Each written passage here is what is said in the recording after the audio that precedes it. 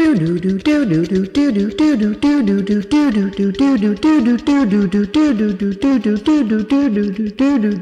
right, everybody. Hello and welcome to the Screen to Screen Halloween special podcast. My name is Justin, and this is episode 12, the penultimate episode of the Halloween special. And on this episode, we are taking a look at Halloween Kills, the sequel to the 2018 Halloween reboot. I actually really like this one. I think this one may actually be the strongest of the whole new trilogy. So I'm excited to check this one out. And I have this like Blu-ray, 4K Blu-ray that's like got this director's cut, I guess, on it. Actually has commentary already. You don't need my commentary. Just watch the commentary on the thing. So we're going to watch the extended cut. So you might not have this version of the film, so there might be some moments where the audio kind of goes off, but I've never seen the extended cut with the alternate ending, apparently, and so I would like to watch this one. So if you have the Blu-ray, if you have the 4K version or whatever, see if you can get your hands on the extended cut, because that's the one that we're going to be checking out. So here we go. Push and play on Halloween Kills. The extended cut. All right, so we're just on the initial opening screens here with the FBI warning and the piracy is bad, don't do it. Yeah.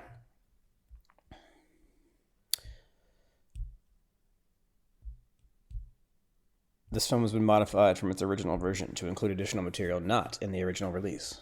All right. All right, so here we go. We got the Universal Pictures globe logo kind of flying over the earth. Same kind of intro as the last film. You get this sort of ominous music playing, this boom, boom, boom. When we left off, Laurie, Karen, and Allison had escaped the burning house, and Myers was trapped in the basement, aflame. And we sort of lingered on a shot of Allison holding Michael Myers' knife, which is, they come back to a little bit of that in the third film. This idea that this evil is, no matter how good you try to be, evil can get in. So we'll see. And then we get the Blumhouse logo, which is a creepy logo. There's all sorts of little horror tropes in the Blumhouse logo. You got weird stuff going on. Blumhouse Productions. All right, so we get some audio to kind of start off with as the opening credits roll, and it's the scene where Frank and Dr. Sartain are struggling, and Frank, the police officer, runs over Michael Myers, so we hear that scene. And then this is the first time we see the Haddonfield radio tower in the background, the sort of red lights flickering of the radio tower. So we begin on some balloons.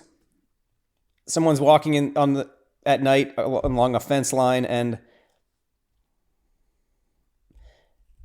it's Allison's boyfriend, right? So we never really caught up with him at the end of the last movie. And so we literally pick up right in the midst of it, right? And so he's leaving a message for Oscar, his friend who was murdered by Michael Myers. And blood is... Say that again. Siri. Blood is still dripping from his body. So it just gives us a clue as to the time frame here, right? It's like the same night. It's like all this stuff is sort of happening right now. And it just so happens that Allison's boyfriend, I keep forgetting his name, he sees Frank laying sort of dead on the street, the police officer Frank, kind of laying there dead. And so he jumps over the fence to try to help him. And so we learn that Frank survived. He survives that attack from Dr. Sartain. And he just starts screaming, "Help, help, help." And he sort of sees Frank's bloody neck, and he doesn't really know what to do, and he kind of puts his hand. Oh, and Frank kind of jumps to life. He's stunned and not sure what's going on.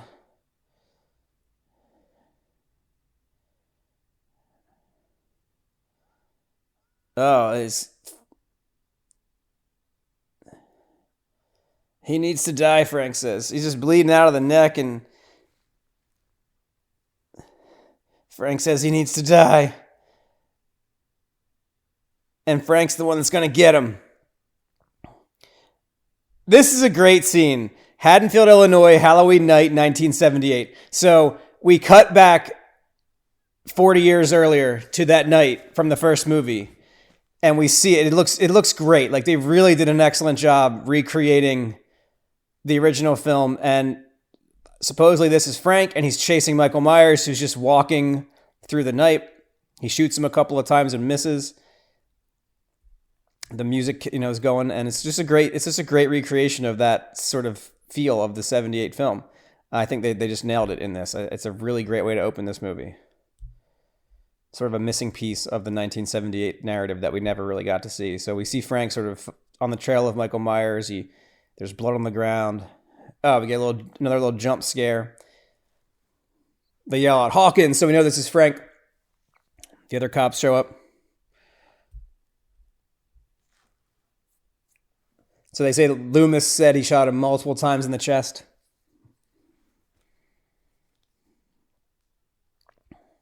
So the cops kind of get a plan together.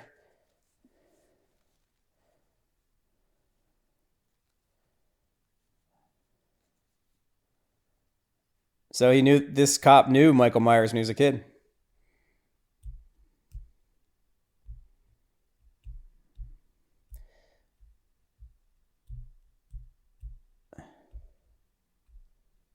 So he would go over and play with Michael Myers as a kid, and he was just gone even at that point.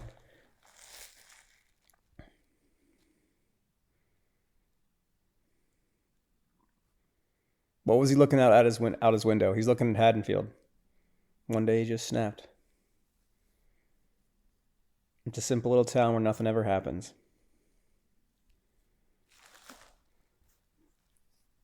And then we cut over to Lonnie, right? Remember Lonnie when Loomis in the original film was like, "Get your ass out of there, Lonnie." Remember that line? So these bullies are just like bullying Lonnie.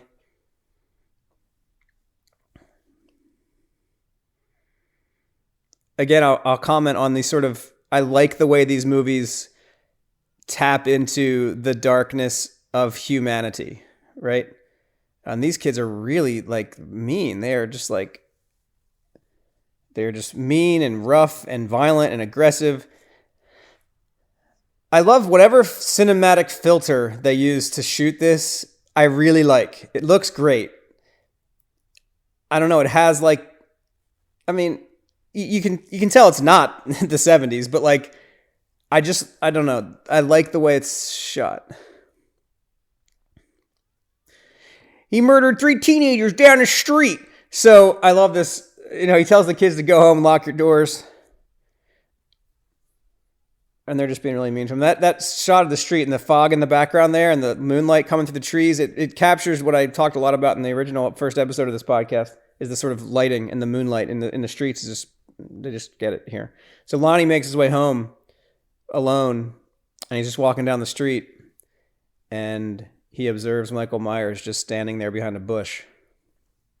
In the classic Michael Myers likes to stand behind hedges pose. Again, the fog at the end of the street. It's just, I don't know. The way it's lit, it's really, really good. The wind blowing the leaves around. I keep saying it, that dynamicism, whatever word you want to use. The dynamic kind of movement, the kinetic movement of the leaves, I think adds something to this. Like the wind and the leaves is a really key thing in these movies, in my opinion. So Lonnie kind of creeps a little closer to this hedge. He's a little scared. It's creepy. Some dude hanging out behind there. Potentially this murderer that the cop just told him about. The cop was like, "We murdered 3 dudes down the street." And Lonnie's like, "I'm just going to go walk down the street." Look at this is a great scene too. Look at the shadows here. It really sort of captures that feeling of it's nighttime. It is the dead of night. And it's Halloween night nonetheless. So a scary night, right, of the year. And so it's a great shot. Here's a great slow zoom back as Lonnie's running down the street. It's great. He's clearly scared. He trips and falls on the ground. And he kind of lays there for a second.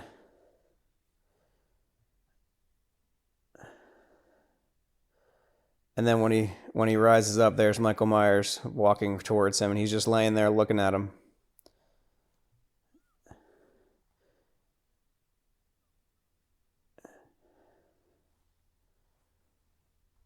And he just says, "Please don't kill me. Please don't kill me." And then the cops show up.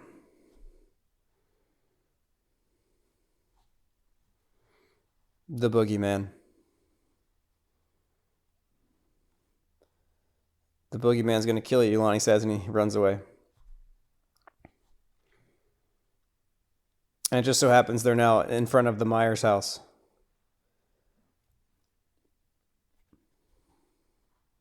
It's great that they come back to all this stuff, like in this one. The last one didn't really have a lot of this, but this was a planned trilogy. I really do think this is the best one out of the set for sure. So the cops kind of creep up to the Myers house, right? And theoretically, this is where Lonnie was earlier in the evening, right? When Loomis told him to get out of there, Lonnie, get your ass out of there. But at this point, we don't really know where Loomis is at this point. He's, they're chasing Michael Myers at this point. So this is like shortly after the events of the first movie, before the events of the second movie never really happened. So, we have some leeway here about where characters are and stuff. But last we saw Loomis, he'd shot Michael Myers out the bedroom window, right? So these two cops are kind of they're investigating the. So that's a little foreshadowing right there, where the cop turns and Frank says, "Don't shoot." That's a little foreshadowing about what's about to happen. But all right. So they find the door in the hallway. They approach it. They open the door, and it's just a closet. Nothing going on.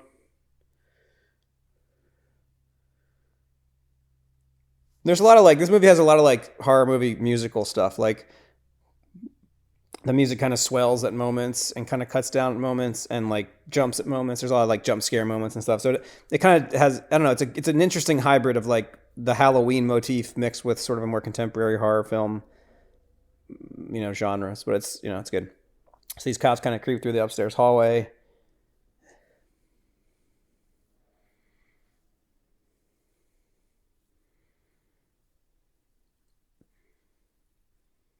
And they make their way to Judith's bedroom, and the cop that's not Frank sort of observes the window where earlier in the evening the gutter had fallen down and scared Loomis and Sheriff Brackett. And he observes some footprints left there as though someone had been standing there staring out the window. And we get... Oh, and then Michael Myers just busts out of the side room, kind of runs a little bit, which is kind of weird. He doesn't run that much. And he just starts killing this police officer up against the wall, strangling him, and the cops punching him in the gut, and it's not working, nothing's happening, and Myers is just sort of strangling him. And so Frank shows up and he says, "Drop him or I'll shoot."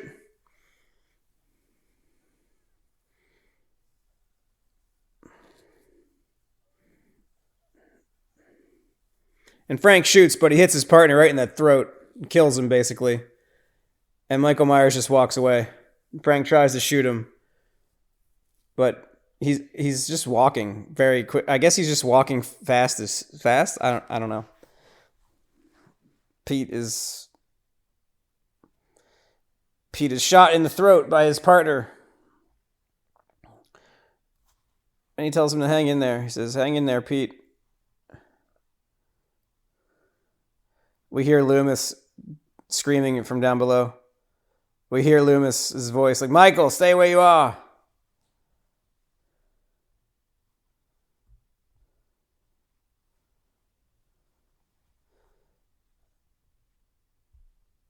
And so Pete dies from this bullet wound.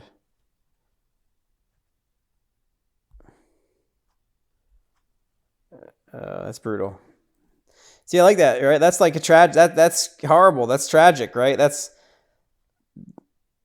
He's gonna have to live with that forever. And then we get this cool kind of alternate ending to the first film, right?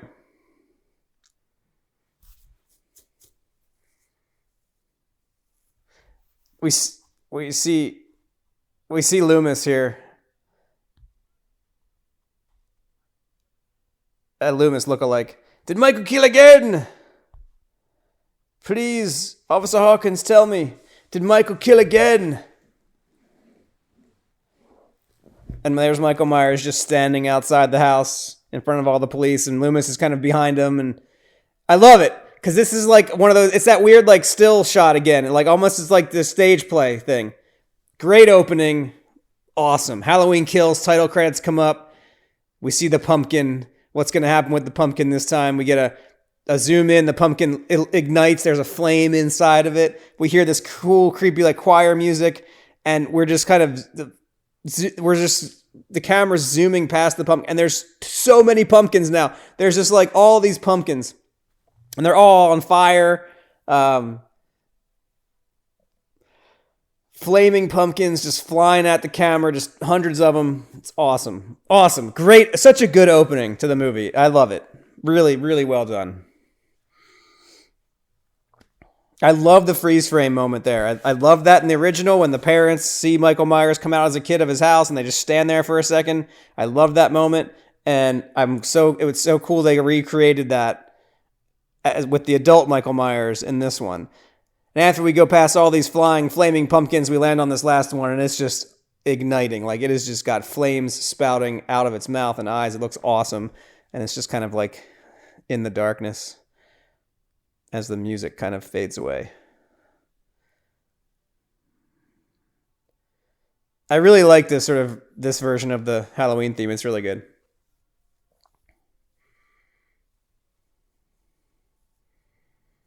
Now the melting pumpkin just looks awesome. I love the little like mouth parts, like the little like tendrils in the mouth. It's so good. And then we just see the smoke as the pumpkin's flame fades away, and we cut to Mix Bar and Carry Out. Halloween night 2018.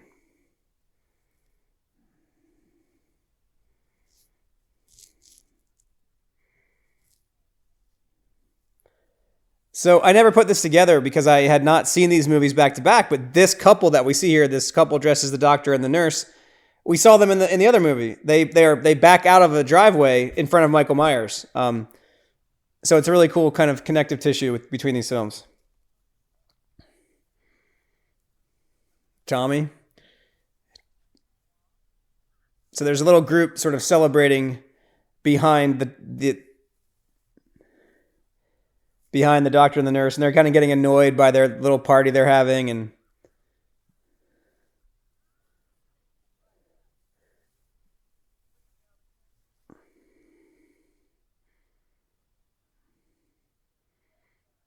so the doctor guy asks them to just bring it down a notch, and they say, "We're sorry."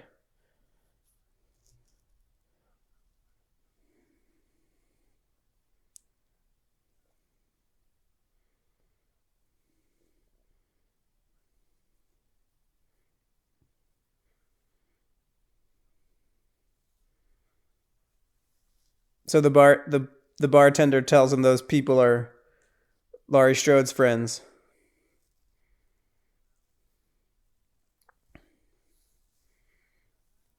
Tears in their beers.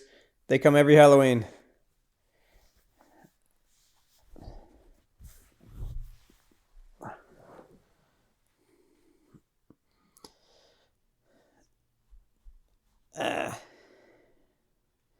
All right, so we get an intro from, I believe that's Lonnie, right? And he introduces Tommy Doyle.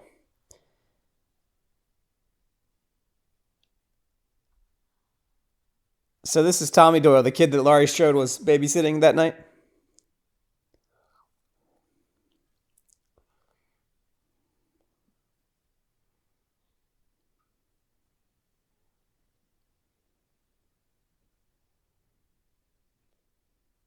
So Tommy starts telling the story of the Haddonfield boogeyman.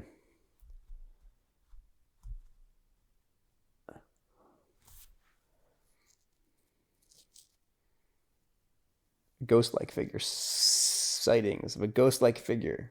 A man in a white mask. So or was he more than him? He's telling the story up on the stage.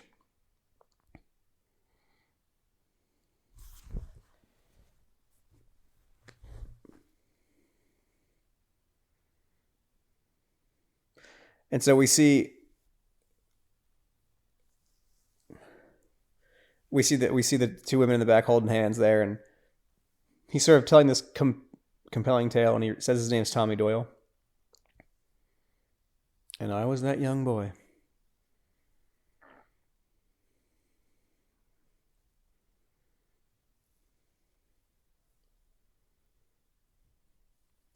Join me in commemorating and remembering the victims of Michael Myers. I like it, right? Lindsay Wallace, right? So Lindsay and Tommy, they were the two kids that Laurie was babysitting. We get some clips from the original film here. Annie and Sheriff Brackett. Mary Chambers was the nurse driving the car when her and Loomis went to the... Lonnie survived a face-to-face encounter. It's Halloween night in Haddonfield.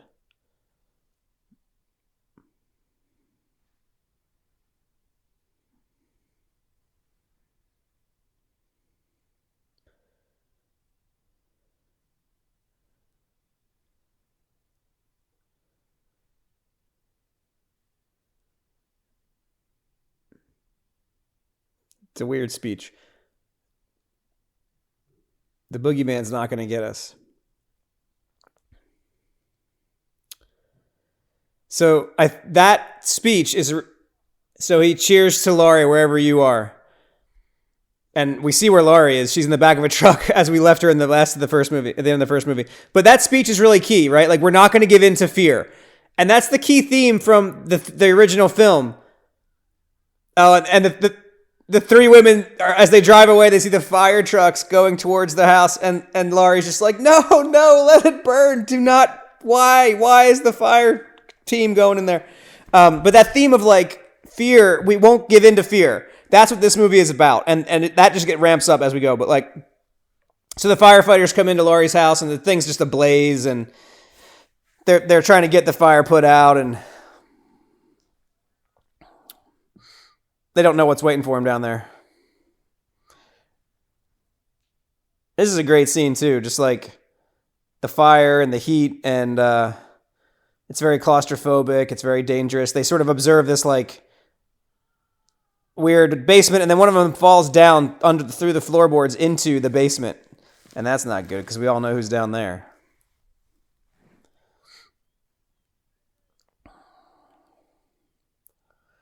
So the firefighter activates his like Mayday beacon.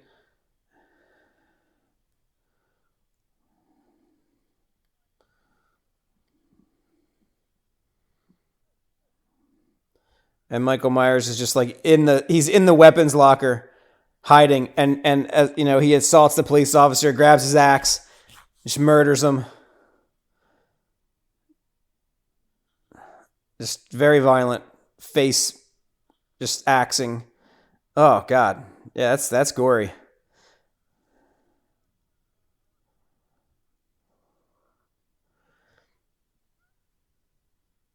I love these shots of like inside the firefighters' masks that are all like fogged up. And so this guy, he reaches down. He's like, take my hand, take my hand.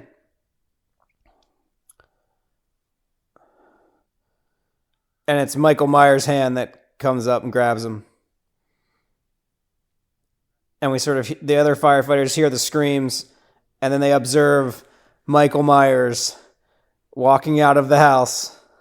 What a great shot. That's such a good shot right there. The fire and the water and the...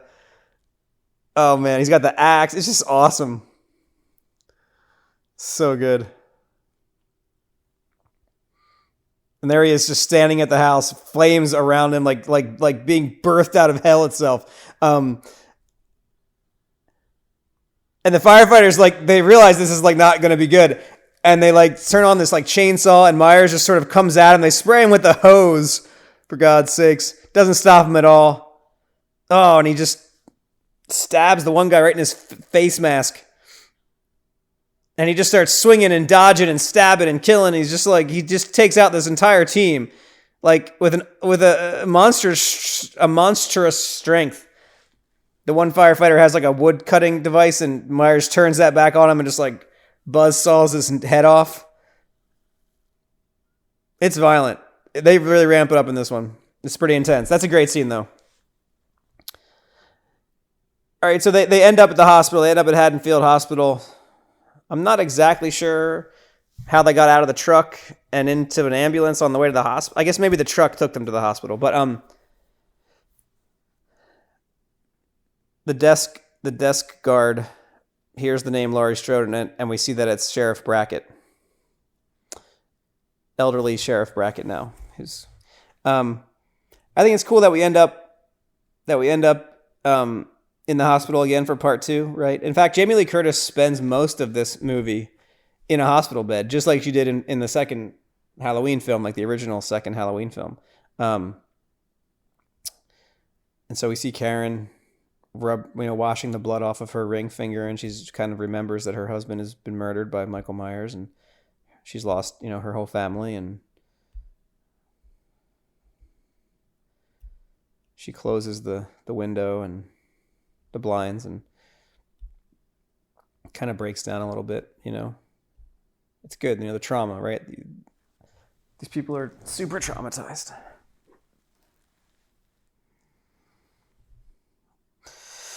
We get like a surgery scene where they're fixing up Laurie's wounds from getting stabbed by Michael Myers. Yeah, not a fan of the surgery scenes. Oh gosh, that's the grossest part of the whole movie. I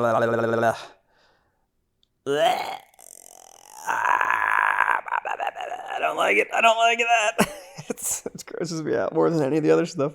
So Karen is just sort of making her way through the hospital, and I guess she goes to the morgue area. And there's a mortician in there. She just walks into this like dead body room. And he says, "You can't be in here." I don't remember this scene from this might be an extended scene. But the morgue doctor says, "You can't be in here, get out of here." And Karen finds Allison and lets her know that grandmom's going to be okay.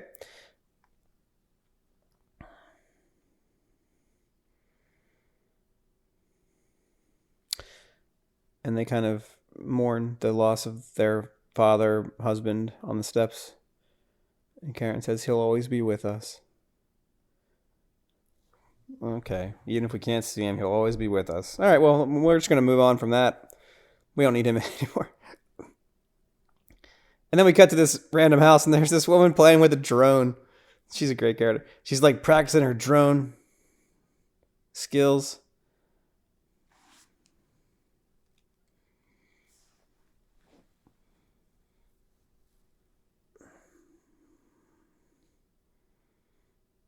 So this couple is talking about Laurie Strode's house being on fire, and it's so interesting. She's like, "Don't talk any shit about Laurie Strode."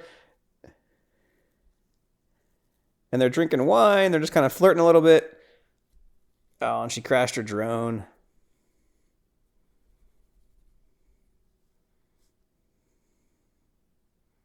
Oh. And the drone kind of gets thrown back out of the room. He's like, "What the fuck was it? Somebody in there?"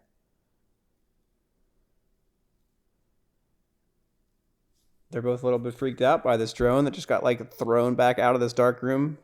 She grabs a wine bottle, uses a weapon, picks up the drone.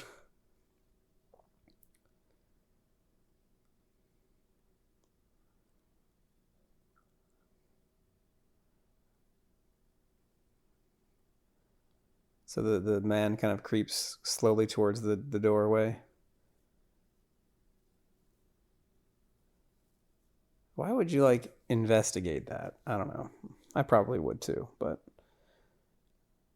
he gets closer and closer, and she's got the wine bottle, and she's kind of creeping back, and he kind of notices there's some blood on the side of the door, and he kind of opens the door just a little, puts the light on. Oh, and Michael Myers is just in there, and he punches the light. There's a big fella in our bathroom, and he's wearing a monster mask. Who gives a shit what he wants? Call the cops. And Michael Myers just busts through the window, grabs this guy's head, and just smashes his head against the windowsill and murders him. And his wife, Sandra, just has to watch this. It's a brutal murder, too. He's just like slams him down on some glass, and Sandra runs into the kitchen trying to escape.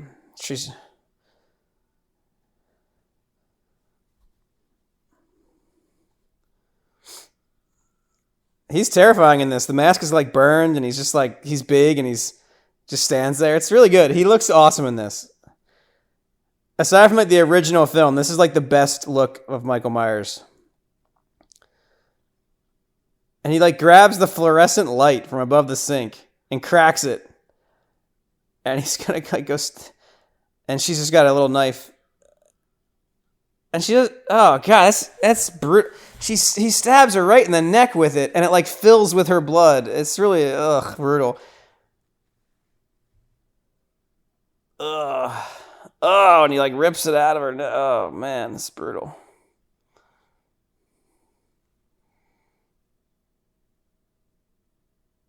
And she kind of collapses, and he drops the light, and we hear her husband in the background like yelling, "Sandra!" He's still alive, but barely, and he's just kind of bleeding out, and he's not gonna survive. Oh, there's a lot of blood in this. It's very gory.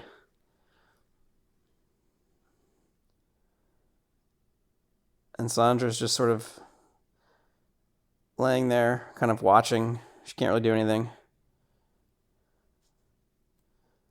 The camera sort of slowly spins around her. She's still alive, and she's just watching Myers like carve up her husband, stab him up against the island in the kitchen. He's just like stabbing a whole bunch of knives into him, just for no reason. Why is he just, is he like trying to figure out which one he wants? He just keeps stabbing him. Sandra's just watching. She's just forced to watch this.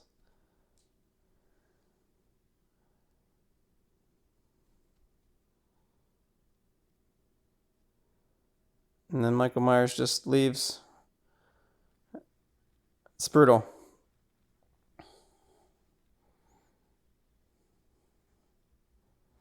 And there's a ventriloquist performing back at the bar. And we got Lonnie having a whiskey. He's enjoying the ventriloquist show.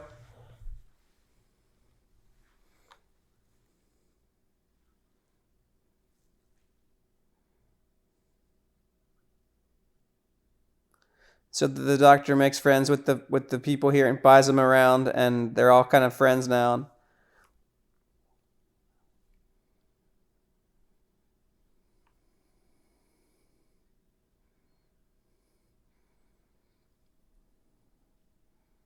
And then Lonnie gets a call on his phone, and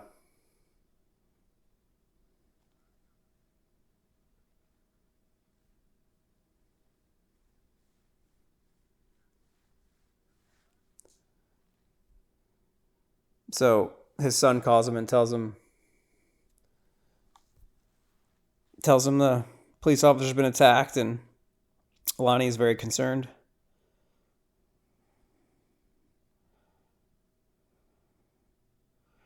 And there's lots of paramedics and police on the scene now, and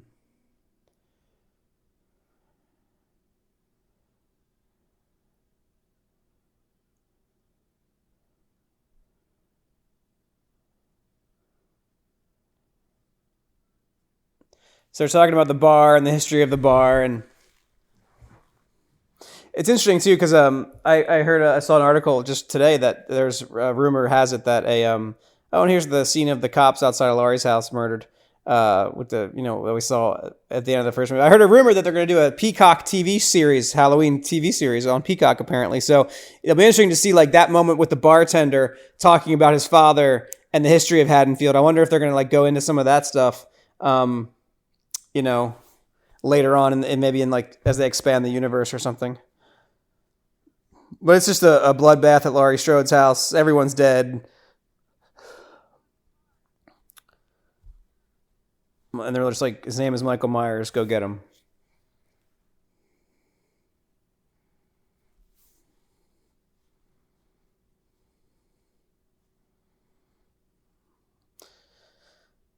And now, like, everyone's getting alerts on their phone. Everyone's getting alerted to what's going on.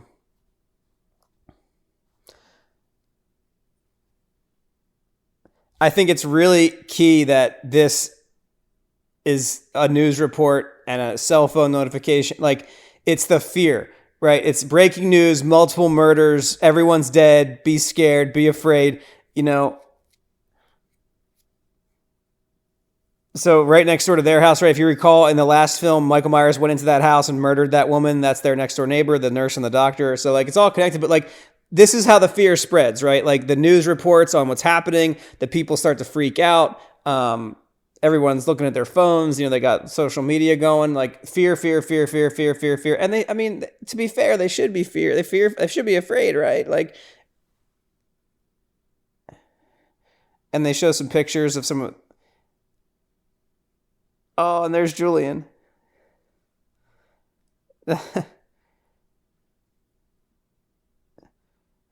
And his babysitter's dead, and yeah, things are not good. And everyone kind of leaves, and Lindsay says, "What the hell's happening?"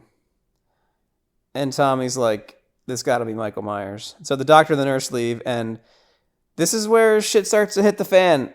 Like, so the news also reported that another inmate from the asylum escaped, and he's an important character in this film. So the nurse, the guy's girlfriend, wife, whatever, she gets in the car. Car's all foggy, which is unusual, right? Seems unusually fogged up. And something moves in the back of the car, right? That terrible thing. So she runs out of the car, and immediately, you know, she's terrified. And she's like, Michael Myers is in the back seat. Immediately goes to Michael Myers is in the back seat, right? And that's part of the theme of the film, right? The fear, it seeps in. And then that's exactly what Michael Myers was, or that's exactly what Dr. Loomis was saying in the original film. Like, you can't create a panic sheriff. If you say that, then, you know, evil dies tonight. Yikes. You can't say that, Sheriff. You know, the town will be everyone will be seeing him on every street corner, right? That's what they're doing now. They see him in every street corner. So Tommy Doyle goes out with his baseball bat. Badass Tommy Doyle. I don't know. I don't know. I struggle a little bit with this guy, with this actor in this role, but I don't know. It's fine. So he goes out. He's got his bat.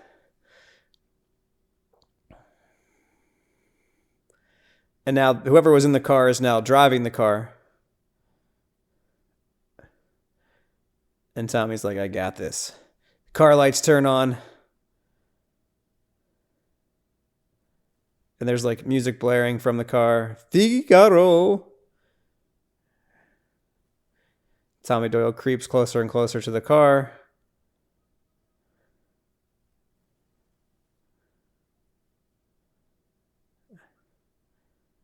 And he says, Michael, wake up. And he just starts smashing the car with his baseball bat. And the car peels off, drives away, and immediately it just sort of crashes across the street. Just crashes. And like crashes into like an electrical pole. And just like... So much for those guys getting home in their car. And this mob of people just like makes their way across the street. I love how they're just like immediately like, it's Michael Myers. He opens the door and there's no one in there.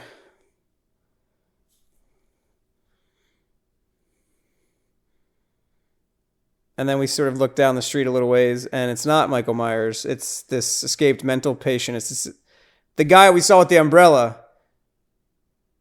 And he left the umbrella in the car, and the nurse picks up the white umbrella. This is a great shot of that actor's face in the red light right there with this big eyeball poking out. So that's cool. Like, I didn't even pick up on that umbrella thing. Like, she has the white umbrella, you know, and that's the umbrella the guy had in that opening scene of the original film. So then we cut to the Myers house in its modern day form, and I love these guys. I love this whole thing. Is great. These characters are amazing. He's just like smoking some pot, listening to some records. The guy, I believe this is the guy from Mad TV, right? I don't know his name, but he's the guy that's like, Shelly, what are you doing, Shelly? That guy from Mad TV. And they're just like, so this couple has moved in. Big John and Little John. They're both named John, and they have these nicknames. It's just great. Like, they're just great. Big John, and he says, turn down the music, Little John. I thought we were going to watch a movie. Little John and Big John. It's Halloween. Get high and dance with spooky records.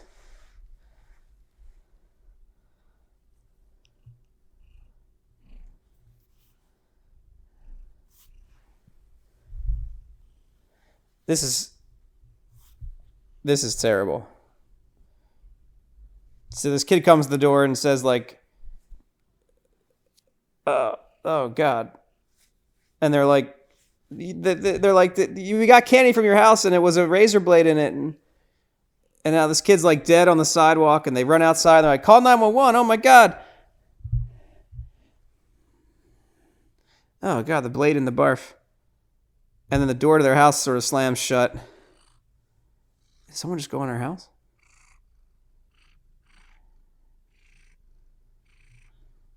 Oh, and it was a really bad taste prank. And they just stole all their candy.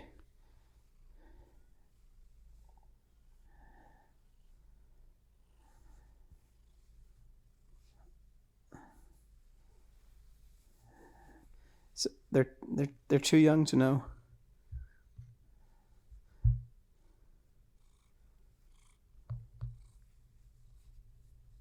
And so they reveal that this is Michael Myers' house.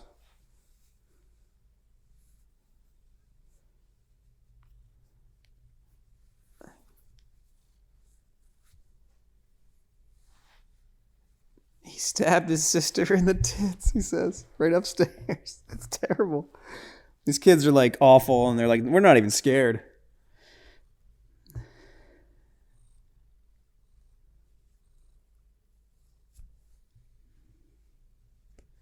And she's there. These guys are trying to scare the kids now. Michael.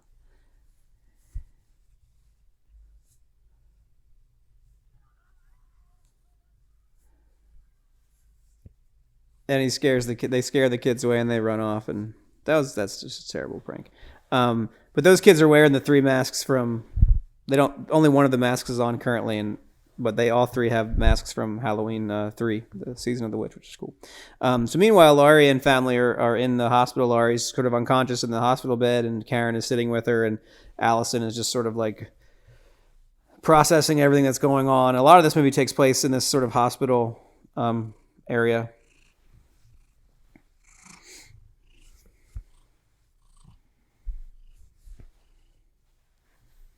And we see Frank getting carted in. He's going to make it. And he's okay. They're gonna treat him, and he's gonna survive.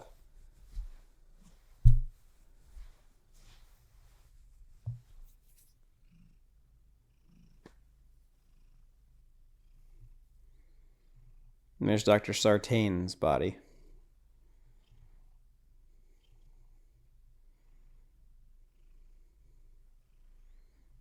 This police officer wants to ask Allison a couple of questions.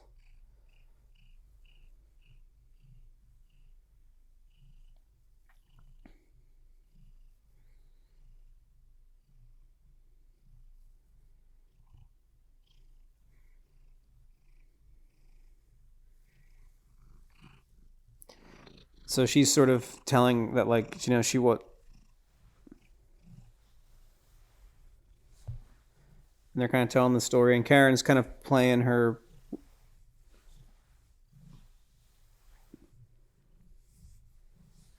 She's kind of playing her role again, I guess, like of like the unknowing.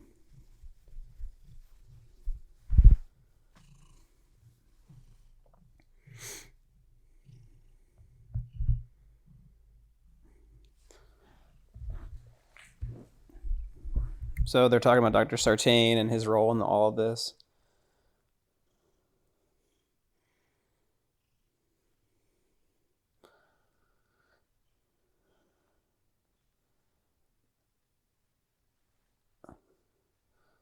And they're sort of telling him that, like, we shot him in the face, burned him alive. He can't hurt anybody.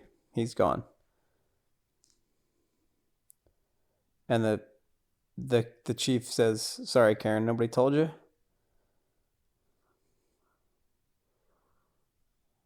He's alive. And they're all super pissed.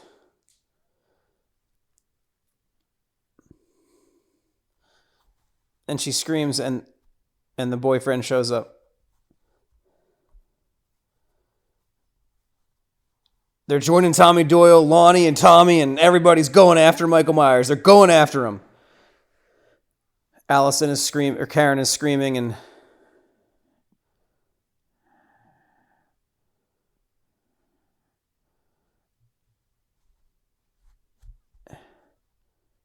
Karen's trying to convince them not to go after Michael Myers. And Karen's like, "What? No."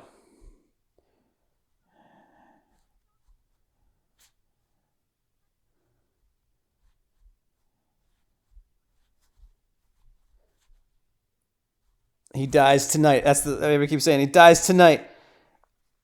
And Karen's like, "You know what? All right. I guess maybe he does. Maybe you need to do this. You know, he's infected everybody with fear for 40 years, right?" That's the theme.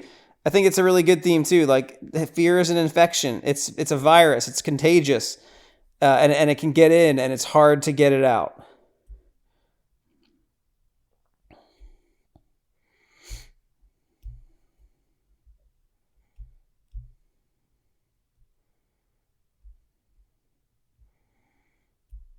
And Karen is just like very adamant, like, "You're not going after Michael Myers. Get in that room and wait with Grandma." And Allison,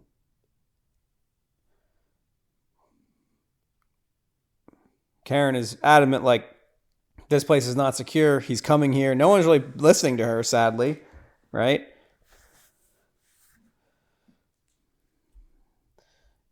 And we kind of get some flashbacks to the end of the last film where Allison sort of cut his hand, and where they burned him in the basement. She's just like, "Oh, God, he's still alive. How is this possible?" And Laurie is still kind of passed out.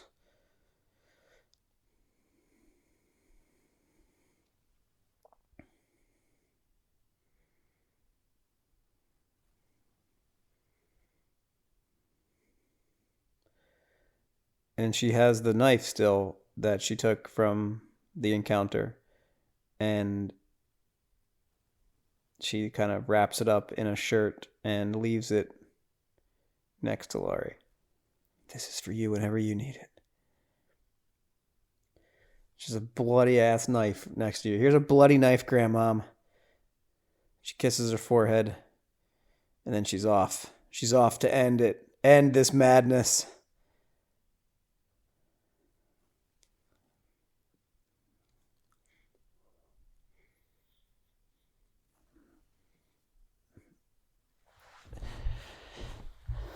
So Lonnie and Tommy show up, and 11 dead police officers. Cameron, that's his son, Cameron. Everybody's dying. Tommy's like, "We all got to come together on this. It's the only way to stop. We got to come together." You're goddamn right we do. He's got a sassy tackle.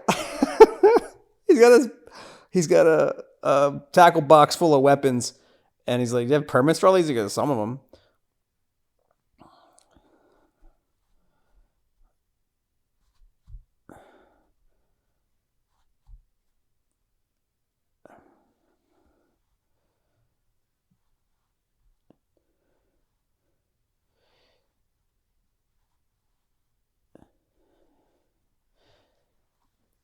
So they all kind of team up, and Allison appears too, and they all kind of team up together, and they're all going to go out and take care of him. Allison goes for the shotgun.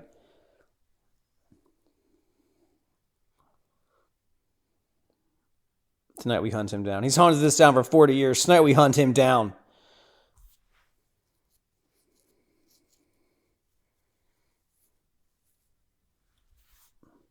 Tommy is like recruiting people, Everybody else go home. I need some people that aren't afraid to get their hands dirty. Lonnie's like drinking coffee out of like a ceramic mug.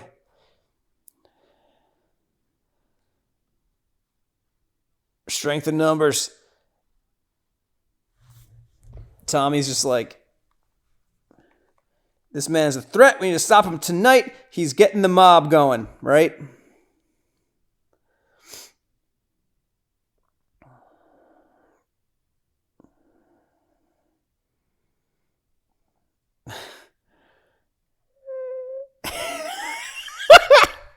That shit is that line. Tommy Doyle's like, the only way to stop him is to beat him in his own game. Element of surprise. You think he's going one place and you pop up someplace else. Like, what the shit?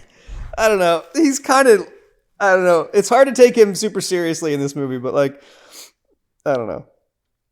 All right, so Lindsay and I forget her name, the nurse, the nurse that was with Loomis in the beginning of the first film, and the couple from the first movie, they kind of arrive at this playground, and there's some kids. And I love that, like, again, it's like, I think this is a commentary, right? Like, they give him a gun. They never shot a gun. They never held a gun. They don't really know what to do with a gun. And they're just like, they have one.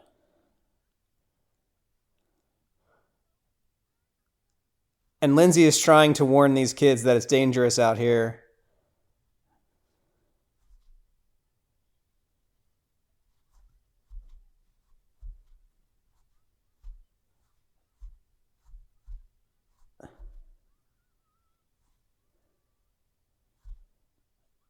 And so the kids think this, like, they're so disconnected from everything. Oh, and it's a great scene where they're like, oh, he's just popping out from behind trees and trying to scare us. And Lindsay is like, she's like, get out of here, go home, he's going to kill you. And she scares them enough and they run away. And he jumps up on top of the car just like before. It's good stuff.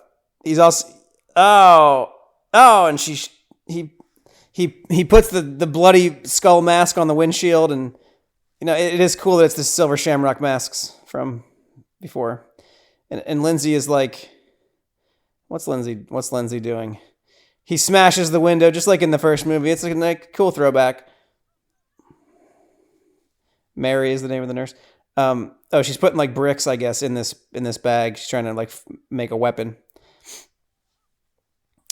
So they're all trapped in this car, and Myers is just like on the roof, and Mary's just like shooting guns and stuff. Oh, and she gets dragged out by the hair.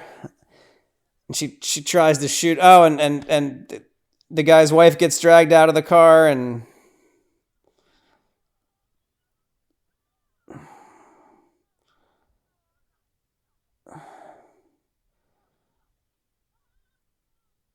Michael Myers like jumps down, and Mary like shoot him.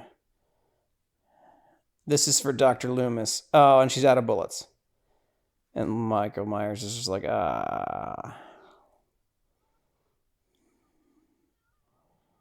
Oh, Mary.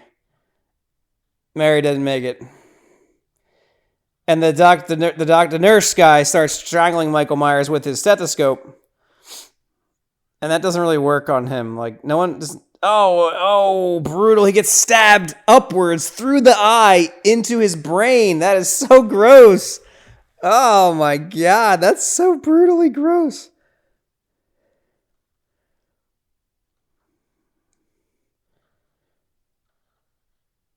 And now his wife comes back with a gun, and she's just like shooting wildly into the car and missing a lot.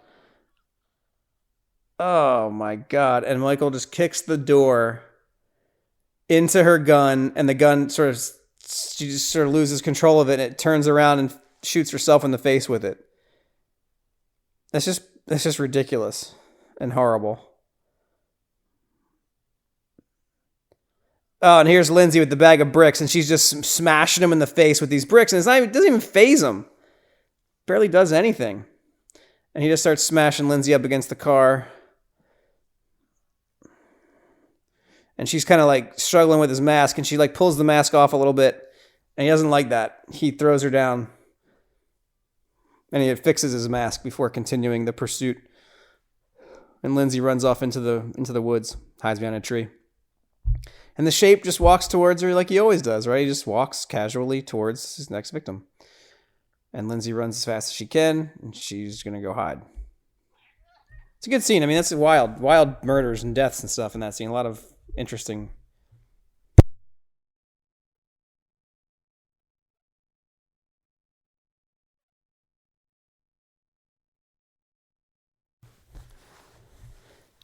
We just hear the breathing and like some footsteps through the woods, and Lindsay's kind of hiding down like in a riverbank. Very Lord of the Rings moment here, like under the tree, right when the ring wraiths come across the road. And Myers is just sort of like standing there in the moonlight. It's a good scene. Like I really like the lighting again. Again, the way that the moonlight's reflecting off of the water is brilliant right here. It's just really cool. And it's just really quiet, and he's just sort of looking around. And Lindsay's doing everything in her power just to not make any noise.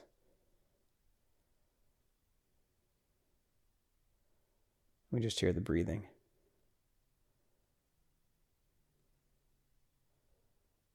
And then he sort of walks away across the bridge looking for her.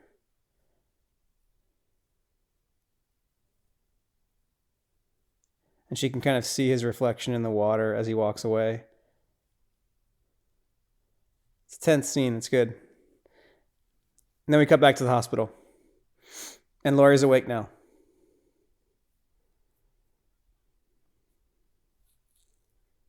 You're not fine. You had a knife in your fucking stomach.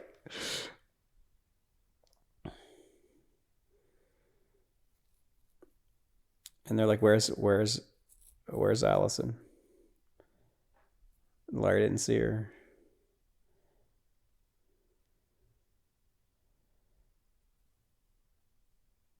And so she left a note that said evil can't wait, but Karen doesn't want to tell Laurie. Oh, and she put the knife and the shirt in the bin. And Laurie's like, Michael's gone. We got him. And she doesn't want to tell her the truth. We burn him to the goddamn ground, says Jamie Lee Curtis. Frank gets wheeled in. Oh, Frank. Laurie and Frank. Meanwhile, Cameron and Allison and Lonnie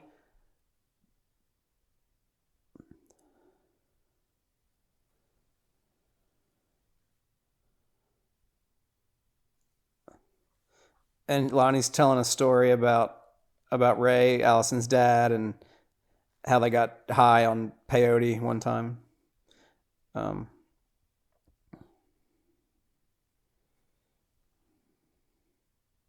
Allison's clearly upset and sad.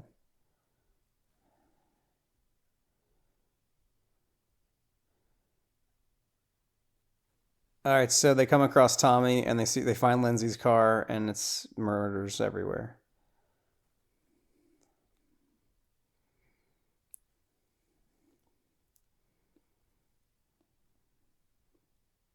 So they conclude that Michael is here, and they make their way off into the park. It's kind of, I don't know. They just happen upon this scene.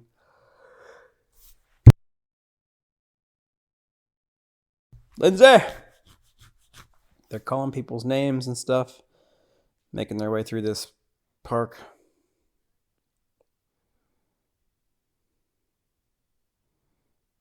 And Lonnie walks up to the swing set, and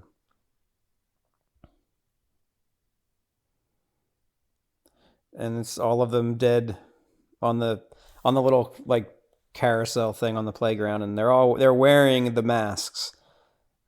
It's the couple, the doctor and the nurse, and they're wearing the pumpkin mask and the skull mask from Halloween 3, which is a really cool throwback. Like, I think that's a really cool kind of throwback. It's cool. So maybe that movie does exist. Maybe that timeline does exist in this world somewhere. The Silver Shamrock Corp and their creepy robots. Oh, and then we see Mary with the witch mask strung up. Marion.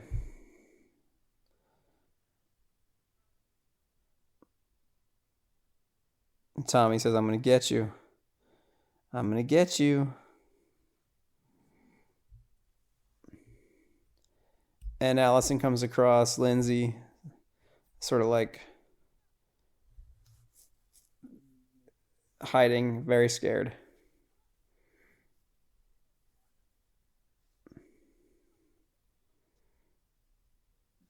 She's still out there. And they're trying to comfort her, and then Laurie's just kind of curled up in her bed, and she's calling out to Frank across the way. Frank, are you awake?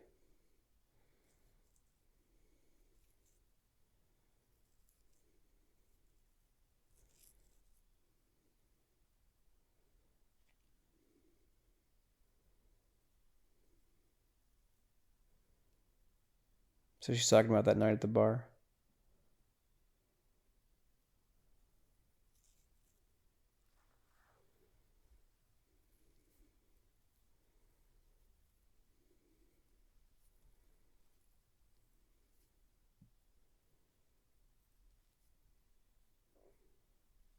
She says she always liked him and that he helped her.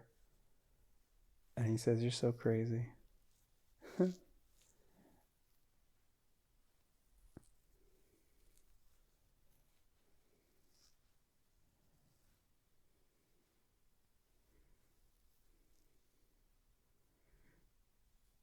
He remembers the night, too. They shared a kiss. So, it's a nice little scene.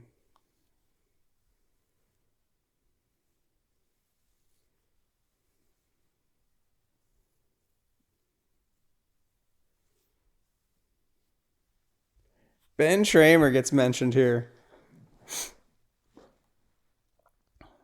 So, I guess he didn't meet his flamey end in Halloween 2 in this timeline.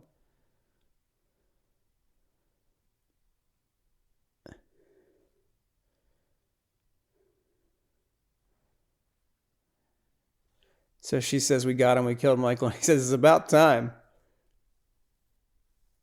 And they're all just like injured and hurting and painful and just don't make me laugh.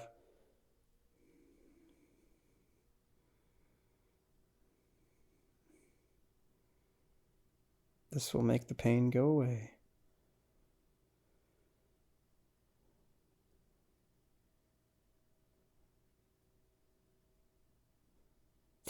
Make it a double.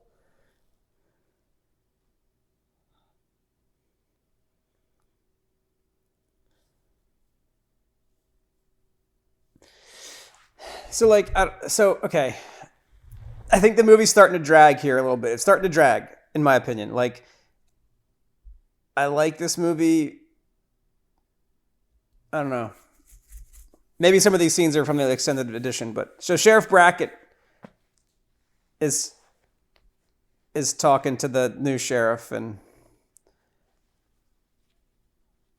the people at the hospital are starting to get angry and frustrated now. They're scared, they're tired, they're angry. You can sort of start to feel the powder keg kind of building in the hospital already. And they're all worried, they're all scared. Oscar's mom shows up. Oscar's dead. He's like impaled on a fence somewhere, right? He didn't make it. Tommy Doyle shows up with Lindsay.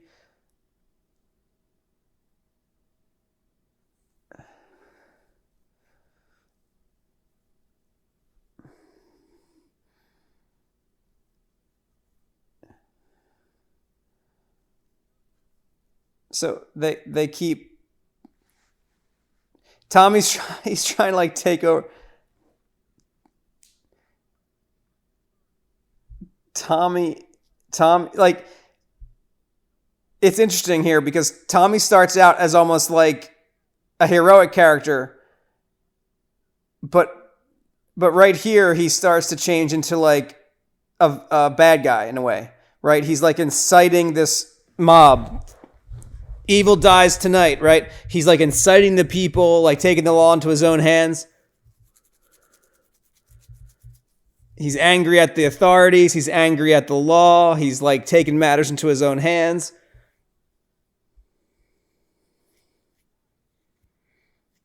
Sheriff Brackett chimes in.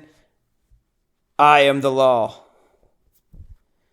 And there's this tension now, this conflict between the people and the police, the law and the will of the people. And Tommy storms into Laurie's room.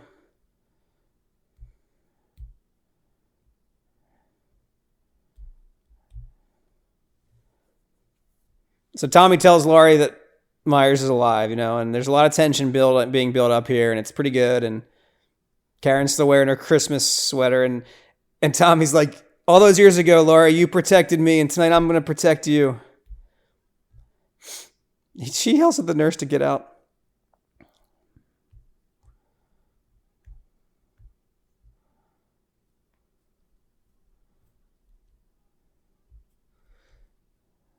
I don't know.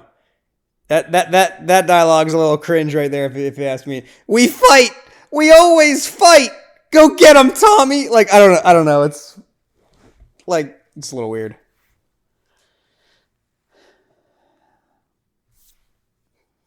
So Karen says that, like,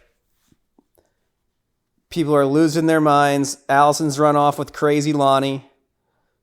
She's like, there's a system.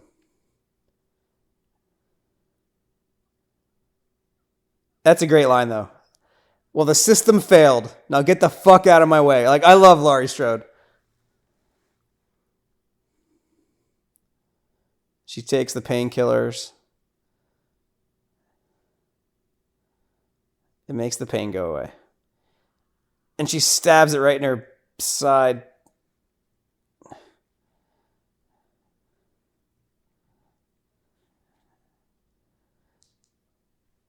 Let him take my head. Like, I like that idea too. Like, it's like Neo and Agent Smith, right? Like, they're opposites, right? And they can't both exist, and one has to die in order for the other to. They both have to die. They can't. You know what I mean? Oh, and she finds this knife. Karen just tells her to stop.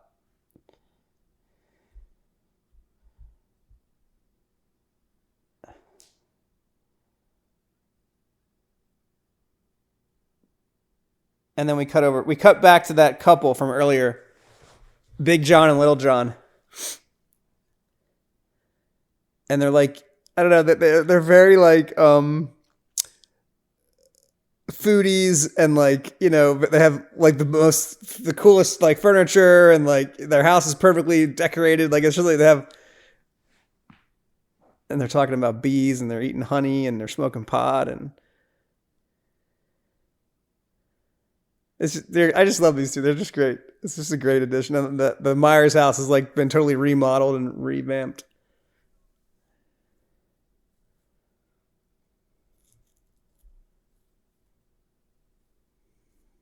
So there's a knock at the back door, and they think it's those kids again. And there's like, Halloween's over, get out of here. And they're just trying to enjoy their TV show and eat their honey. And then so Little John, who's the bigger one. So their nicknames are ironic, because Little John is the big guy and Big John is the littler guy. He goes to investigate, and there's a knock at the front door. There's knocks at all the doors, and they're just getting annoyed. And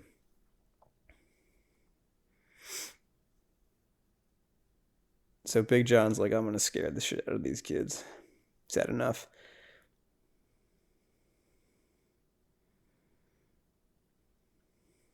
Guess we goes and get a golf club from that closet, right, that we saw earlier. It's a cool way, like, we saw the house dilapidated as it was in the 70s, and it's the same inside of the house, right? So we saw it earlier empty and dilapidated, and now we see it, with cool stuff in it.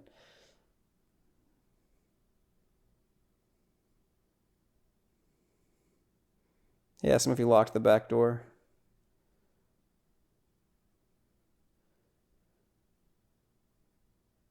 And he goes to check the back door, and it is now open, and the trash can is knocked over, and there is a bloody handprint on the back door. And you can see there's only a couple of fingers on the handprint, right? Because Michael Myers got his fingers blown off by that shotgun in the first movie.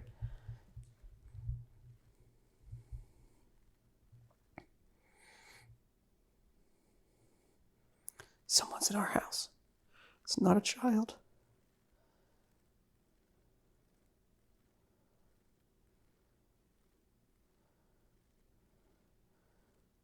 And Big John takes his jewelry off. Fuck that, he says. Takes his robe off. And he grabs the knife from the charcuterie board. And he says, I got this knife. I got this knife. It's just a really silly, I don't know, it's interesting. I got this knife. And they hear some like heavy footsteps from upstairs, and they lock the front door, and we'll see what's going on there. Meanwhile, back at the hospital,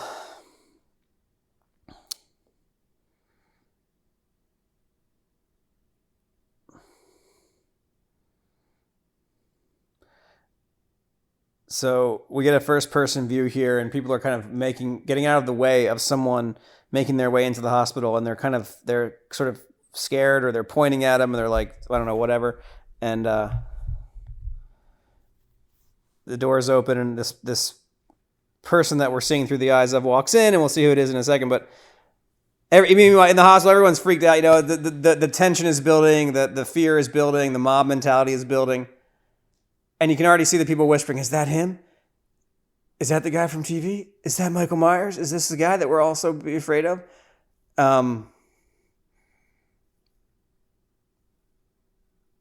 And so it's the guy with the white umbrella, right? It's the patient from the hospital.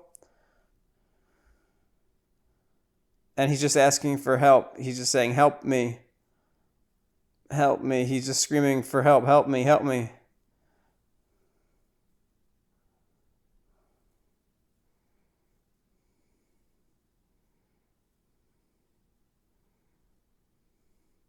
So the crowd is like amassed, and they're looking at this guy, and Laurie screams out, Michael! And like everyone starts freaking out. Is it Michael? Is it him? Is it Michael?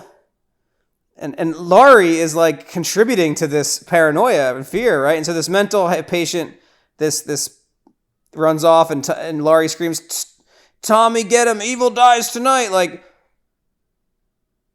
I don't know. And this came out in 2019, right? I think so. Like, it definitely tapped into what was going on in our real world at this time, you know, like fear inciting violence from a crowd of people who don't know how to respond to the fear that's being pumped into them from every direction, from every person, paranoia, fear, all of it. It's like, it's a really useful commentary. And I think it speaks to, again, I've said it many times on this podcast, but the idea of like, what do we really need to be afraid of? Do we need to be afraid of the guy with the knife or other stuff? All right, so Big John. Now we're back to Big John and Little John, and Big John makes his way up the stairs, and he goes into the room he was in earlier with the record player. And Little John is kind of like creeping around, looking, and they're kind of talking to each other as they clear out rooms. And they have this house is great. Like, they have a cool wine rack, and the paint's really nice. They have nice wainscoting everywhere. They've clearly invested a lot into the room. He sees himself in the mirror, kind of makes him jump for a second.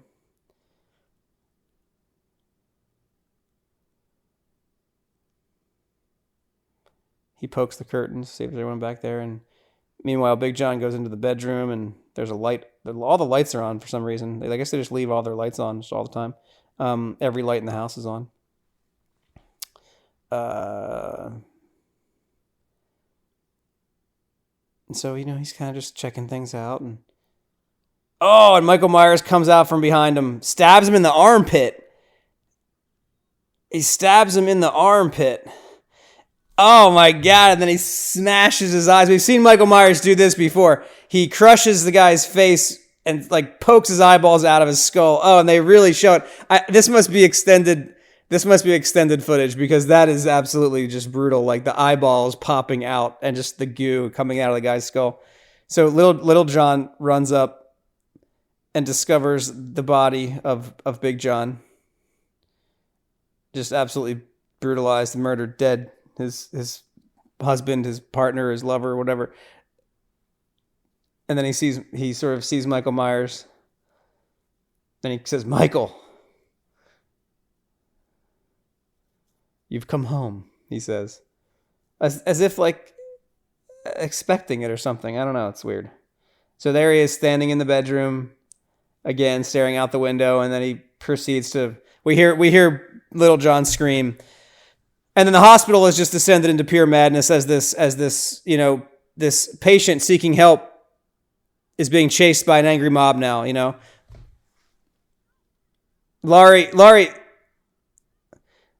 Laurie sees him and says, it's not him. And she's trying. She calls them fucking sheep. It's not him. And she literally just like takes out this doctor, knees the shit out of him. But that, of course, she has a horrible stab wound. And doing that really messes her up. So, and the crowd has just lost their mind at this point. Oh, and Laurie's wound is just like, it's just opened up. It's just madness. It's just pandemonium at this point. Everyone's just running around. The sheriff of the town has lost complete control. Everything's just like, nobody knows what to do here. It's just like, it's just crazy.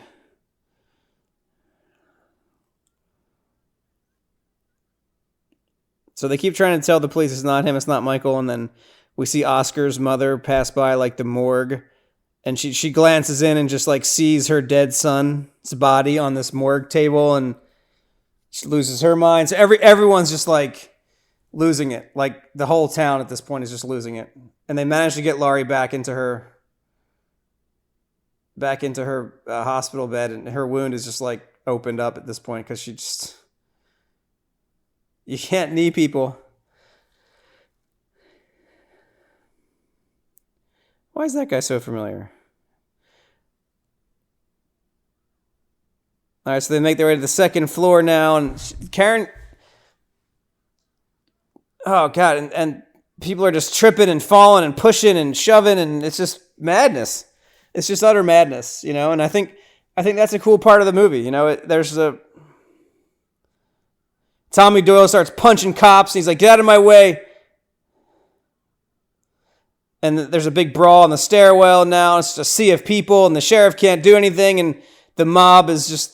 And we just see the sheriff scream, and then we cut back to the patient, and he's just. And here we have the core of the film. It's all happening. Michael's masterpiece. He created it. Laurie's taking the blame.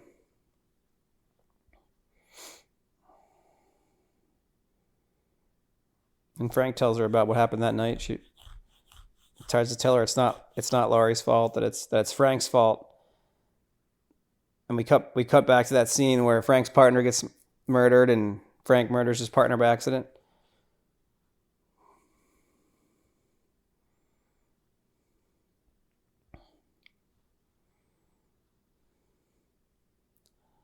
So we cut back to the earlier scene, and the police are just like beating the shit out of Michael Myers, and they're gonna kill him, right?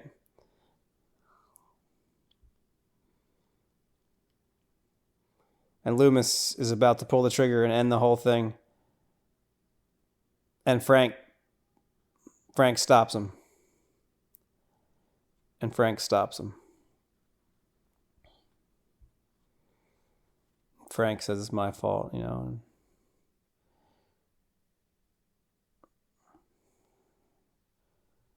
There's nothing in that man but pure evil.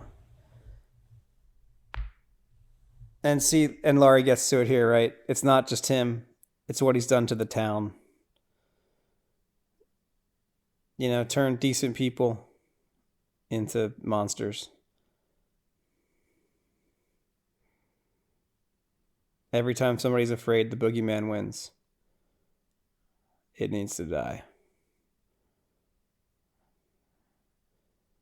And Laurie says, I'm the one that needs to kill it.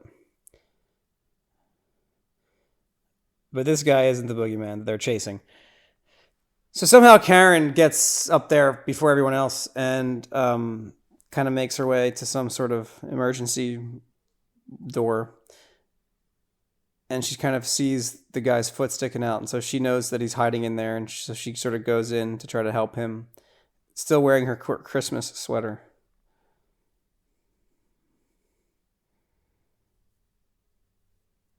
And Karen says, I'm not going to hurt you. I know it's not you.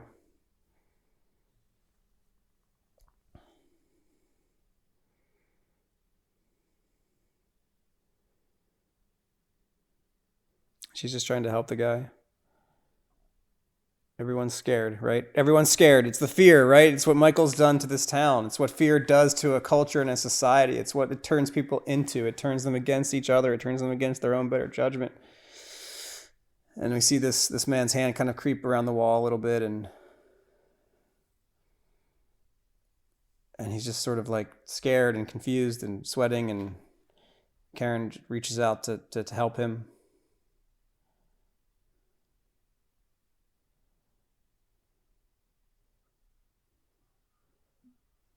And so Karen's trying to help him.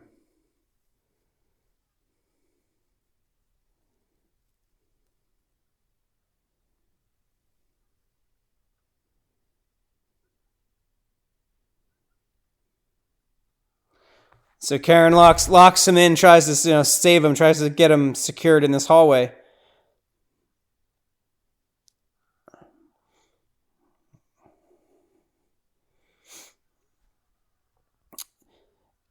It's really interesting. Like, no Michael Myers to be found in this scene, right? But we have the music. We have the Halloween music underneath of this all. And it's like, this mob closing in on this guy, like it's staged and framed the same way as like Michael Myers closing in for a kill with the music and the build up and stuff. And, but it's not. And sort of, it's that idea that like the evil survives. It transfers, it goes to other places. And we see that theme in a more apparent way, in a more kind of clear way in the third film. But this mob they won't stop. They won't stop. And, Karen can't stop them, and she can't reason with them, and the music kind of changes, and this patient sort of grabs a fire extinguisher, and he knows what's about to happen to him, and he decides, and then we cut to outside, and it's just like a even bigger mob of people outside, and Karen screams to Tommy, "Stop them! It's not him!" Like she mouths that to Tommy Doyle. And he can't stop them at this point, and the man breaks the window with the fire extinguisher, and he takes his own life. He jumps out the window here in a second. Spoilers, sorry. But it's sort of a sad scene, right? It's like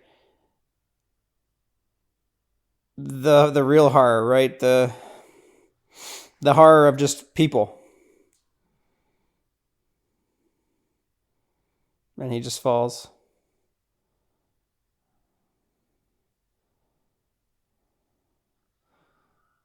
And it's quite a shot. The camera kind of falls too in first person, and we see it hit the ground, and like we see the blood sort of splatter, and his body is just completely eviscerated. Like there's just parts in the wrong places and blood everywhere, and he's sort of just twitching, and it's a horrific scene. It's really gross.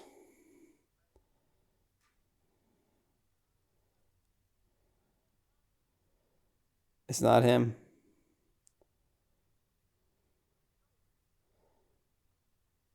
And Tommy's like, how do we know it's not him? He's always wearing a mask. No one's seen his face. How do we know it's not him? Tommy just doesn't want to. So the bracket says it, right? He's turning us into monsters. And the sheriff is just like distraught, just like beside himself. He's removed his hat. He's sort of given up. He's out of it. Like he's just like not even paying attention anymore. Everyone's just kind of like, what have we done? What's happening here?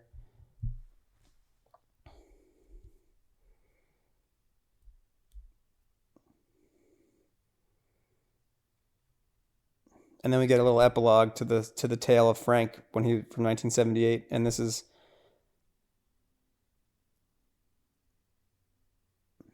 And this is another sort of like cops protecting cops kind of narrative, right? Like Frank really should have gotten in trouble for this, but the cop sort of like is protecting him, right? And swaps out the gun, and like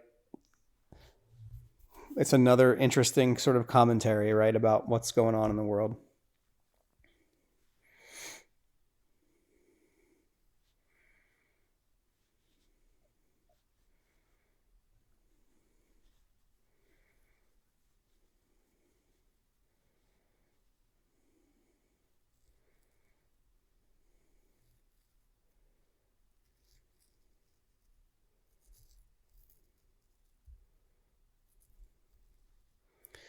So Frank is trying to tell Laurie that it's not about you.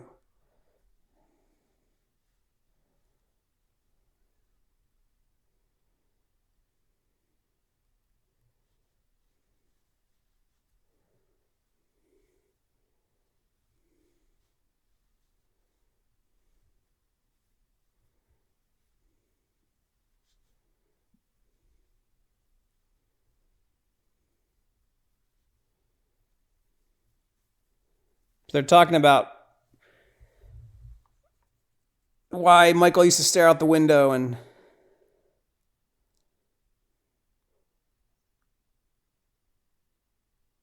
maybe he wasn't looking out. Maybe he was looking at his own reflection. He was looking at himself in the window.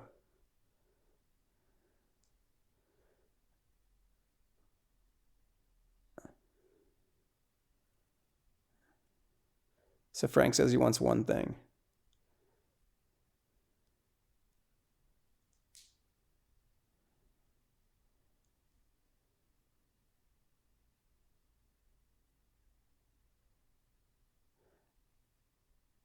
All right, so Lonnie is talking to Cameron, and he's saying that he's going to his childhood home, right? So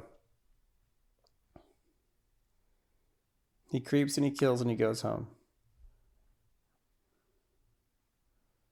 And that's where they're going to go. And they're going to go stop him. We need a montage.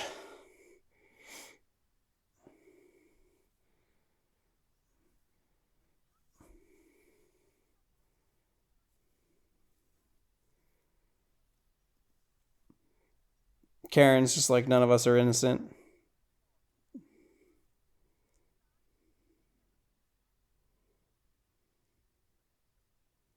So Tommy wants to keep trying. But if I go down, I'm going to go down swinging. God, he's just like a cliche. He's like a walking cliche. I have a car. So let's go. Let's go to Lampkin Lane. Let's go to Michael Myers' house, right? That's where he is. This is where he's been this whole time.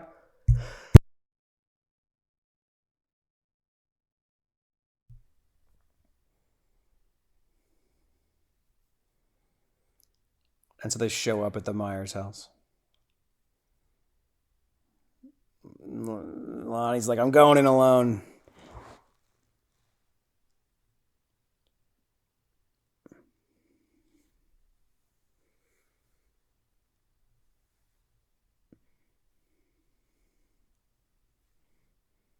So Lonnie's just like, please stay in the car. Just stay here.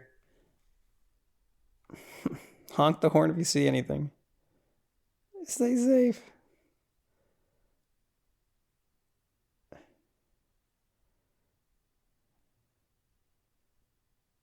I'll see you at the finish line, buddy, he says to his son. Yeah, seems like a good plan. Just go in there alone and, take on Michael Myers. That seems a little, I don't know. You think that's the best choice there, Lonnie?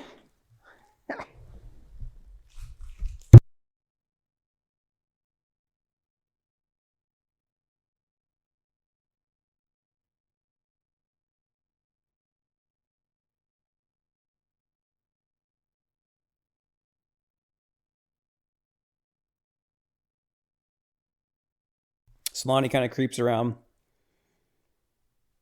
They kind of watch him. Look in the window and stuff. The house is quiet and dark. Bangs on the door. No answer. He tries the the door and it's open. It's unlocked. And he gives him a thumbs up. Like, okay. He knocks. Nobody answers. He just opens the door. What time of the night is it? It's probably like after midnight. I don't know. It's weird that he just walks in. Oh, and then they hear a gunshot and they immediately are just like, let's go. They don't immediately rush in.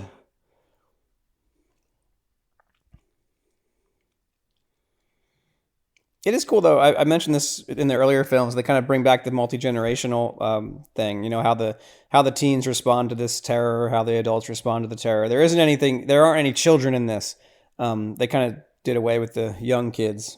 But all right, so they go in and it's dark, and they sort of see a light kind of glowing in that closet, the one that we saw earlier, the one that Big John got the golf club out of, and Allison and Cameron kind of investigate. They have like flashlights and stuff, and they kind of like creep in, and all right, and they're ready. They got their guns pointed at the closet door. A lot of guns in this movie, you know, like that's a sign of the times, right? Like in the 78 version, there was one gun the whole movie. It was Loomis's, right? And everybody else just didn't have guns. Oh, and he opens the closet, and Allison immediately shoots the pumpkin that's up on the shelf. Who put that? That wasn't there earlier. Does Michael Myers put that pumpkin up there? He's just like, he murders, and he's like, all right, so now we have to set up everything. I have to set the scene. Like, I guess he does do that though, right? Because he did that in the original. He's like, set up the whole bed. All right, so now we see like a nice picture of the recently deceased Little and Big Johns, and the record's playing, and Allison and Cameron kind of creep up the steps of the Myers home.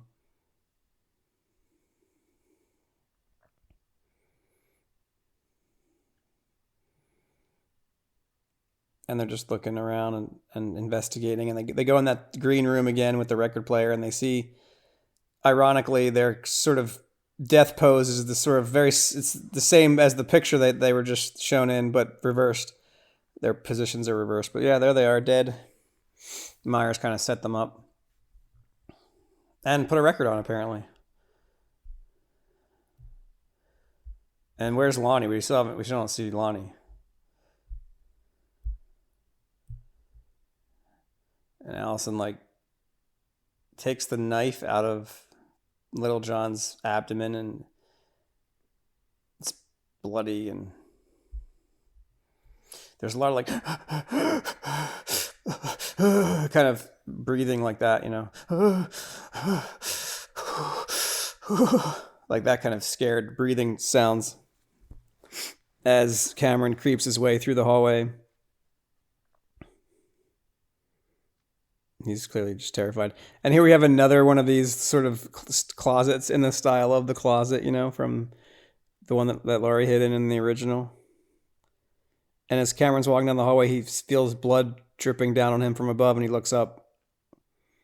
And he sees his dad dead and crushed up into the attic. And then Michael Myers comes out of the closet full speed. Cameron shoots once, gets stabbed in the abdomen twice. And that's it. Oh, and Allison goes out. Myers, she stabs him a bunch. She's stabbing him. She misses with a shotgun, stabs him. He slams her head a couple of times, slams her. She falls down the steps. Oof, oof, oof, oof. Oh, messes up her leg pretty bad.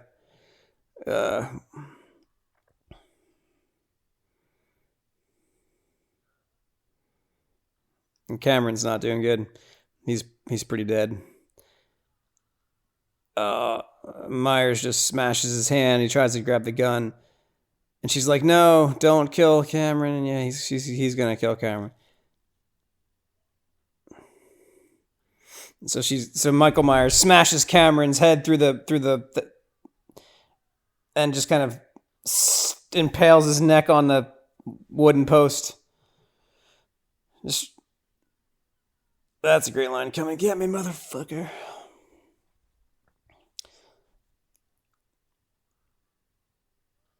Oh. And she's just watching her boyfriend get murdered by Michael Myers, and she's just screaming at him, and she's taunting him and telling him to come get her, and there he is at the top of the stairs.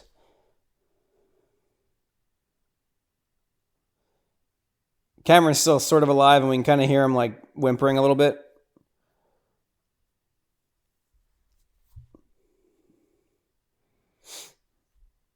And Allison says, leave him alone.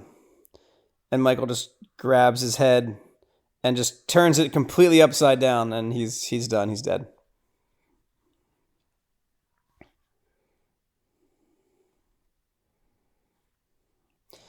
And so Allison kind of confronts him in the hallway. It's a great little moment here of them fighting each other. And she's trying to resist, and he's just like,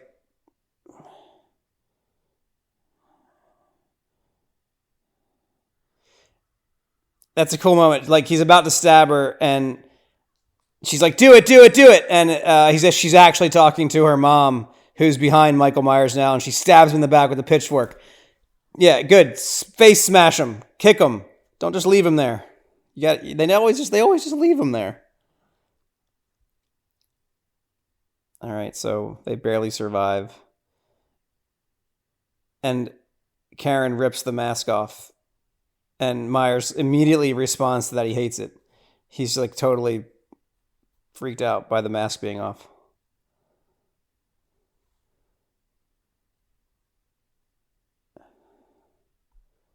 And she's like, you want your mask? Come and get your... And Karen's just like taunting him to try to save Allison.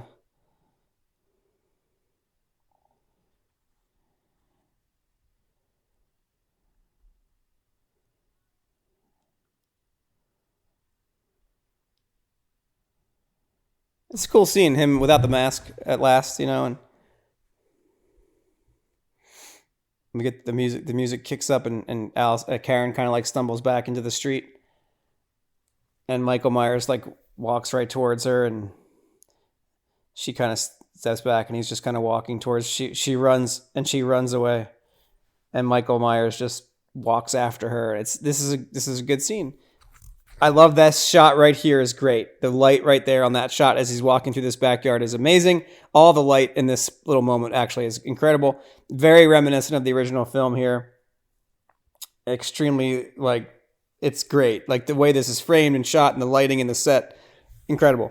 And so here's the shape. He sees the mask on the street and he goes immediately for it. Stands above it. And then car lights blare on both sides of the street. And she says, gotcha again. And the whole town shows up with their trucks and their cars and their weapons. And it's like the whole community has rallied together to stop this violence. Oh, and Brackett delivers his line, everyone's entitled to one good scare.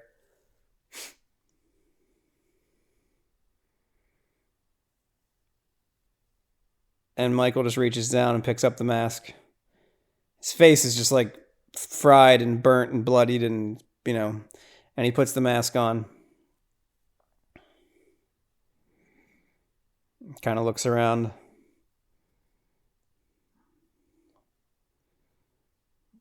At all these people kind of surrounding him, about to attack him with all these weapons and stuff.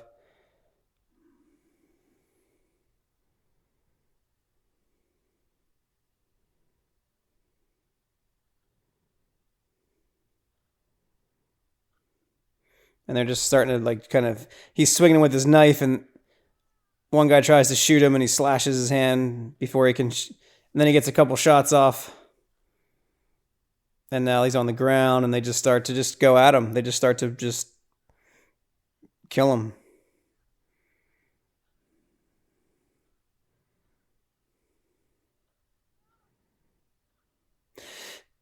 I don't know, there's certainly some kind of catharsis happening here, right? Like the town coming together to destroy this evil that has plagued them for so long.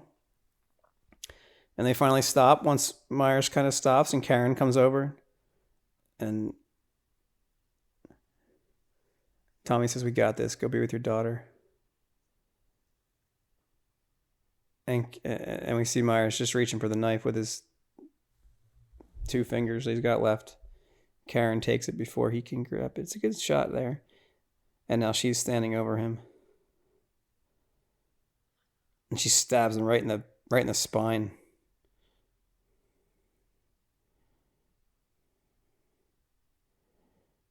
And we get Laurie Strode voiceover.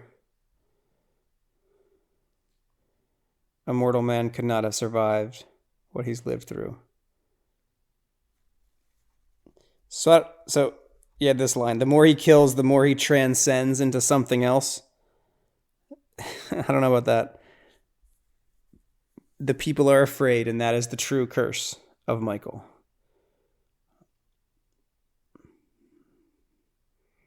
He's always here, even when you can't see him. You can't defeat it with brute force.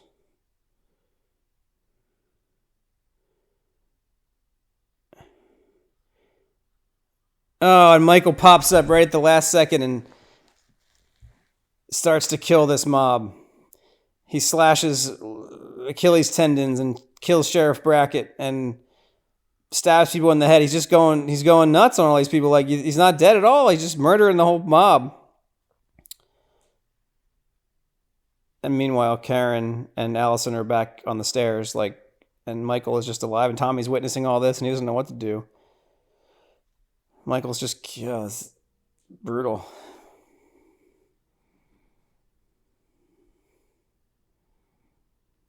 It's very, very violent. Just lots of stabbing.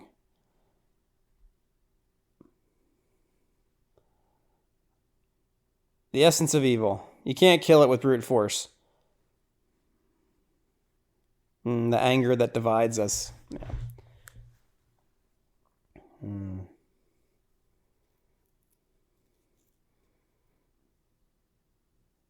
we see, for a moment, Karen looking up at the window, and we see, just for a second, the young Michael Myers up there, sort of, just for a flash, in the clown costume. Meanwhile, Tommy Doyle's got the Huckleberry bat, and he's going for it.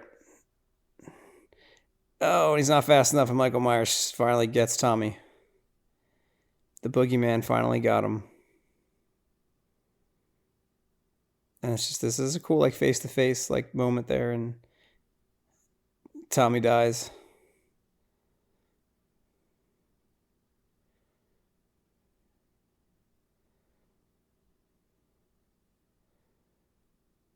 It's a good shot of Tommy. Oh, it's just blood's flying on the camera. Michael Myers literally breaks the bat. He hits him so hard, and then impales him with the bat. Ugh, brutal. And Laurie says maybe we'll find him next Halloween when the sun sets and someone's alone. So Michael managed to get away from that crowd. And Karen goes into the house somehow. The police just let her go in, and there's all these dead bodies in there, and Karen sort of makes her way to the upstairs bedroom. Judith's room.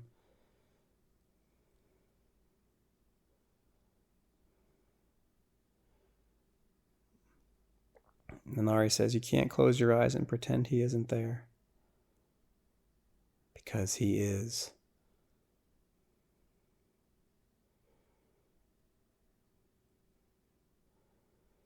She kind of breathes in for a moment. And he's there. He's in the room. And she turns and he murders her.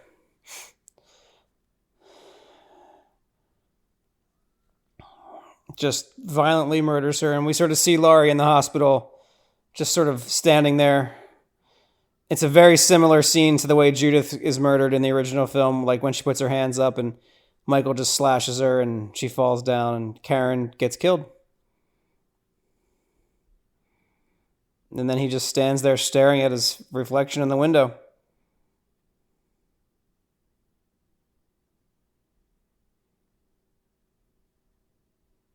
And Karen is just laying dead on the ground, and we see her cell phone, and it says, unknown caller is calling her. And it's Laurie calling from the hospital. She just lost her daughter.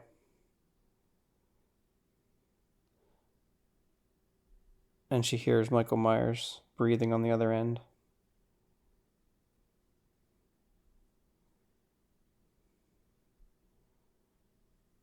And Laurie says, "I'm coming for you, Michael." Drops the phone. She grabs the knife, and we hear the breathing. And Laurie Strode makes her way out of the hospital.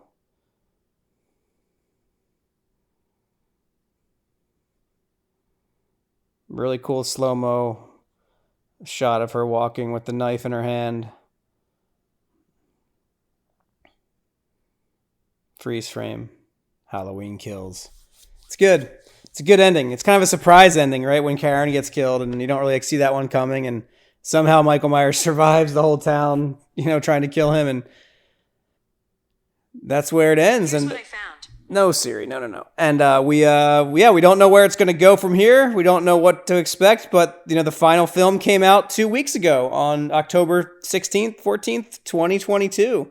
So hard to believe we're already up in 2022, and we've made it through 12 of these movies. We've done the entire Halloween trajectory, and we're going to do Halloween 13, Halloween Ends, on October 31st. That episode will drop on Halloween night. So that one is probably one of my top.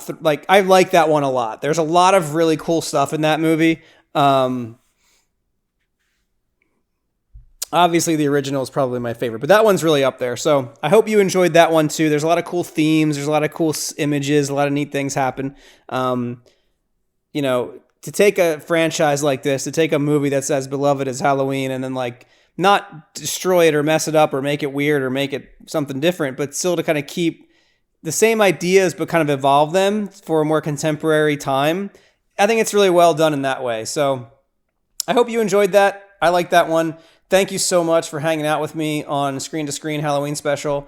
That was episode 12. We've got one more to go. Stick with me. Subscribe or follow or whatever you want to do. So thank you for supporting the podcast. This has been really fun. And until next time, happy Halloween.